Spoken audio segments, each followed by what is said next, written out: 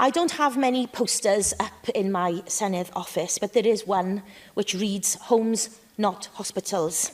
And it's the poster I held up during one of the most powerful protests I have witnessed outside this Senedd.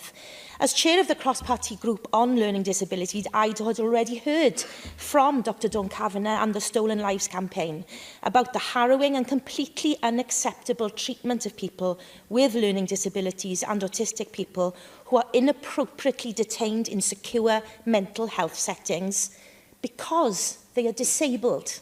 The sheer number of people who had travelled from all over Wales and beyond to support the protest was so powerful.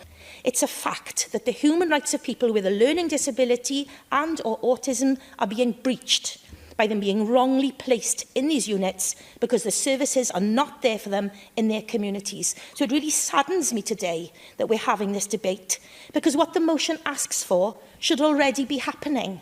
It saddens me that letter after letter has to be written, meeting after meeting has to be arranged, with no change to the situation of some of our most vulnerable citizens.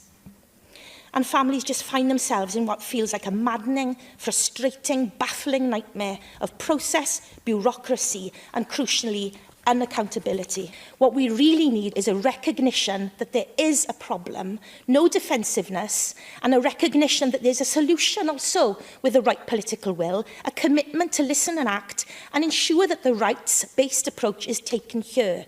We must have a system in place to gather accurate data on the number of people with a learning disability living in Wales and the number placed in hospital settings so support can be properly planned.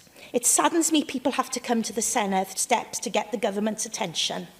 So that poster will remain on my wall because for as long as I am here, I'm not going to let this rest. People who are currently in terribly unsuitable and distressing settings can live happy lives with the right support.